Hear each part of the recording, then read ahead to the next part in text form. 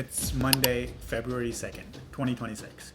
And looking at the market this morning, it feels a bit like a party on the deck of the Titanic.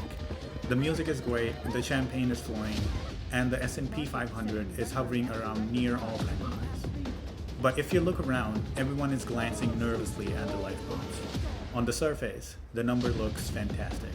But underneath, there's this growling anxiety. Is AI bubble finally starting to pop? And is the long-promised recession finally here? As I went through the research this week, what struck to me is how widely split the experts are. Some are screaming, buy everything. Others are yelling, sell everything and build a bunker. And it feels like we are living in two separate, completely different realities. That's why today's mission is to build a map, to find the signal in what feels like a catastrophic amount of noise by synthesizing 6 distinct financial voices into one coherent map for 2026. And here's the story I'm most excited about. I'm actually building a real portfolio from all these YouTubers pick, taking Hershey's defensive mix, Graham's index simplicity, Jeremy's hated stocks, and everyone else's best ideas, blending them into one actionable 2026 strategy we'll track together. So we start from macro picture of Hershey's financial 2026 forecast, which centers on a tighter than normal coordination between the Trump administration and the Federal Reserve. In other words, we're seeing a merging of fiscal and monetary policy. Run the economy hot through deficit spending and pay for that deficit spending by money printing. The immense pressure to cut rates, not because the economy is collapsing, but because the sheer size of the national debt and the desire to run the economy hot. Instead of classic QE, the thesis is that we will see a stealth version through bank deregulation, especially changes to the supplementary leverage ratio, effectively allowing banks to load up on treasuries without it counting against their leverage limits. That turns banks into leverage vacuum cleaners for government debt, keeping funding costs low while quietly inflating asset prices. For investor, that's likely mean ongoing asset inflation, even as the recession risk creeps higher. So Hershey's position with the defensive survival portfolio is 30% stock, 30% real estate, 30% reserve like cash, gold, and Bitcoin, and 10% for speculation.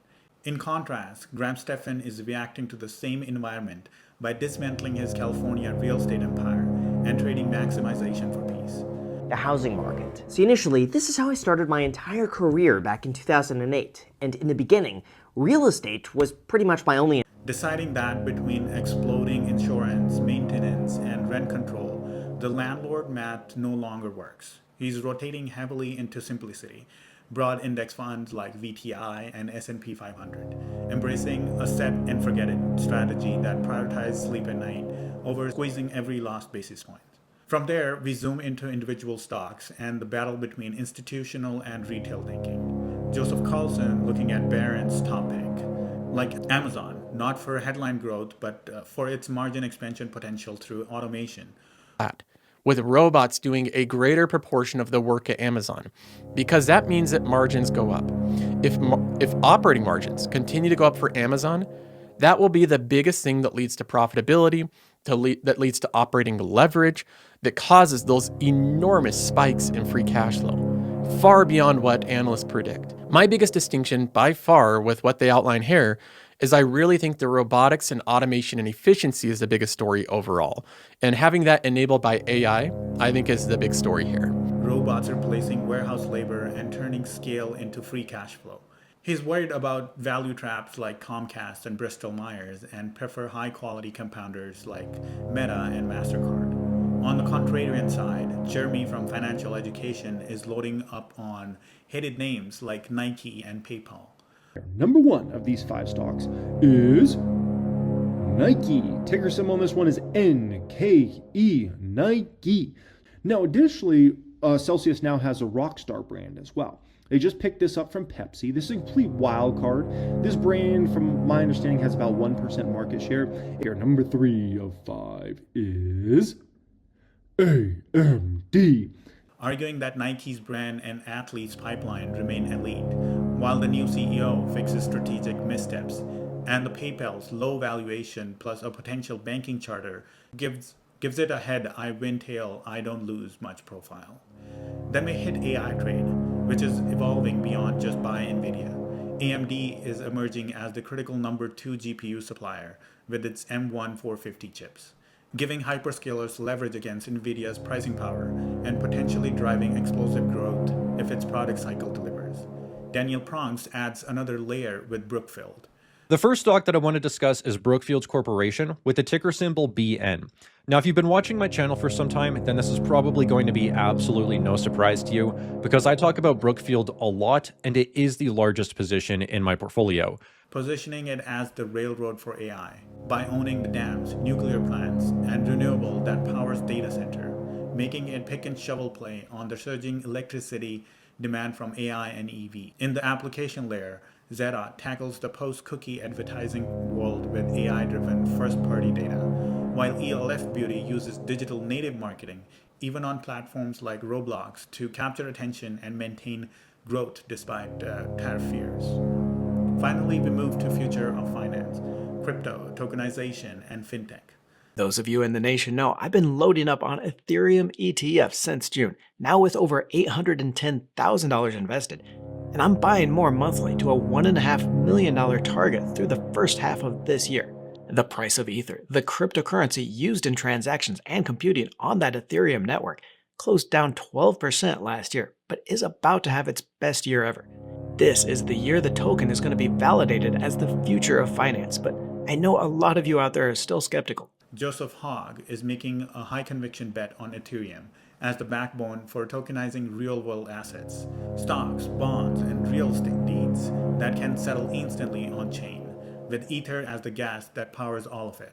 Graham, in contrast, treats Bitcoin as a volatile hedge rather than a core growth engine, using it for tax loss harvesting as insurance against currency debasement. Bridging old and new world are companies like Mercado Libre, which combines e-commerce, payment, and banking into a powerful Latin American flywheel, and Shift4, which is extending its payment dominance into global luxury and tourism via its acquisition of Global Blue. Along the way, micro-stories like Celsius cracking the female athlete energy drink market, and Google testing direct home listing that spooks Zillow's gives up early signal of where disruption is heading. So as we sit here in 2026, it really does feel like we are at that Titanic party. Markets near all-time high, liquidity still flowing, but with clear structural crack forming below deck. Between stealth money printing via bank deregulation, exhausted landlords retreating to index fund, AI reshaping both infrastructure and marketing, and finance slowly migrating into blockchain, this year is going to test whether your portfolio is built for storylines or for stress. The key is not pretending to know exactly which narrative will win, but building a framework that survives multiple outcomes, having enough offense to benefit from asset inflation, enough defense to withstand a recession, and enough simplicity that you can actually stick with your plan when volatility hits. That's exactly what this YouTuber's portfolio experiment is all about.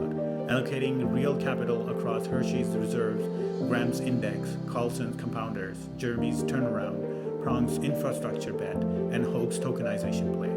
With that roadmap in mind, we can now dive deeper into each of these themes and start turning this wall of noise into an actual actionable strategy for 2026.